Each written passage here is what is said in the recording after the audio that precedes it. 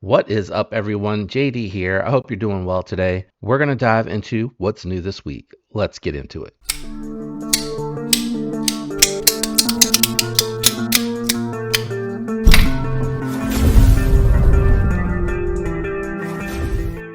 All right, guys. So we're going to jump into everything that's new this week. First, I have the Abernic. This one's the RG505. This has been a ton of fun to check out. It's got emulators with ROMs preloaded on it, and I'm slowly but surely learning how to put ROMs on here. If you're interested in that, I am going to do continue follow up with this because this is part of my EDC, and I know some of you guys do enjoy the gaming aspect of it. The build quality on it is really good. I am actually going to do a review because some people have said that unfortunately like their buttons have stopped working. Mine has been flawless, and I feel like the quality and the screen and everything has worked really well. So I'm very happy with mine. If you're interested, highly recommendable for the Anbernic gaming systems, but I'm going to set that to a side. Let's jump into the other gear. First up is going to be the Hogue Misto. I think this one's super interesting, guys. It is titanium and magna cut, which is a very premium offering from Hogue. Hogue has really good build quality on their stuff. And I think it is very compelling because at $330, it's coming in less than the Tactile Maverick in titanium, which comes in at $350. So coming in at $339, it comes in lower, and it comes in lower than the TRM Atom, which is like $370 for their titanium and 20 CV. It's also very competitive against when you look at Chris Reeve knives, Koenig, those are all way upper tier. Now, I'm not going to sit here and say Hogue's build quality is the same, but I think it's a very compelling offering. And then when you look at something like the Quiet Carry Drift L, which is $330 and it's Taiwan made, and this one's USA made. Very, very compelling. Really excited to do the review on this one. I love Hogue stuff, and this one here is a little bit bigger than the Deca. So very, very much in my wheelhouse, and it does remind me a lot of my Maverick, so I probably am going to do a direct comparison on them. I'm getting ready to probably do a disassembly after I do this what's new this week video, because it does have a little bit of oil that is getting on the tang of the blade there, and it's causing a little bit of grittiness, and it could be too because the crossbar lock is coated for this variant. I might just need to polish it up, but more to come on that one. Let's go ahead and run through everything that's coming in new this week. We're going to start with the pass round knives. First, we have the Concept Cosmo. I pulled all of these out of the box just to check them in, to let everybody know that it arrived safe and sound. Let's go ahead and pull this one out and have a look. I didn't really dive into it. I saw the name on the box. Is that more Chinese? I don't know what they call it. What do they call this? It is white nebula carbon fiber, black and white nebula carbon fiber. I'm just going to dump everything back in the box really quick so we can take a look at it. So this is the Cosmo with black and white nebula carbon fiber. Oh my lord, this has got a very stout detent and a very small flipper tab. What a unique blade shape this has here. What a unique shape overall. I'm gonna have to look and see what they call this. Got jimping in two places, which is interesting. So I guess now if you're back here, yeah, jimping works really well here. I'm hanging off the back a little. And then choking up that jimping here, you got a beautiful static wash on the blade. It's a very cool looking knife. This is not a review, guys. This is just what's in new this week, kind of giving you a sneak peek of what's going to be coming up. That way, if you have questions or anything you'd like to ask, you can ask them. This is the Titan. The Titan. Fade Modern Design Titan.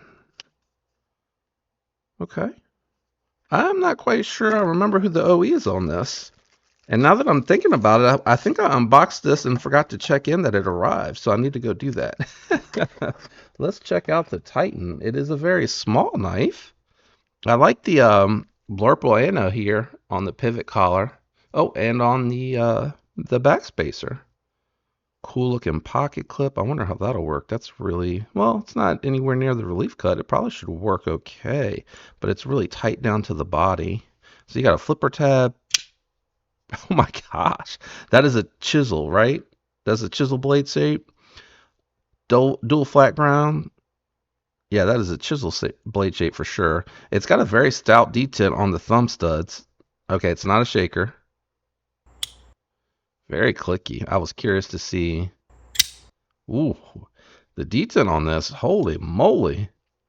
Okay, that is the Titan. What are we dealing with? Looks like M390 titanium with titanium anode pivot collars. Very cool. I'll have to look up the prices and everything on this stuff. I'm not quite sure what it is.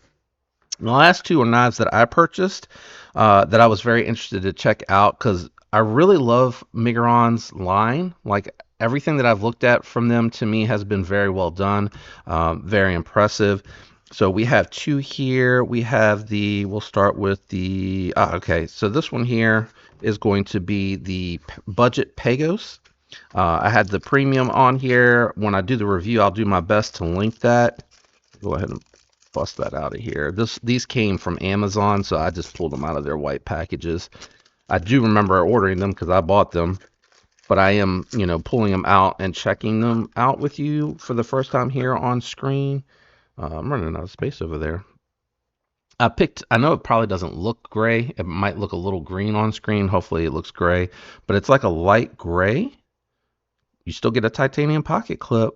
I think this one's coming in at under 50. It's got the thumb studs and the front flipper, which I think is exactly what the PGOs Premium that I had on the channel had as well. So you have, I would call it a stone washed because it's not that polished. So you got a stone wash, you got a faux fuller here that's not really usable, just like the other one. I love the thumb studs on this one. Good access to the lock bar. It's a little tight, but I can get into it. I can get into it because of the way that it's chamfered. It's really easy to disengage it when you slide it and when you pull it up. It's a little, oh, that action, wow. It's a little tight for me with the larger hands to come in from the side, and the blade's so light that it really doesn't drop too much on the thumbnail.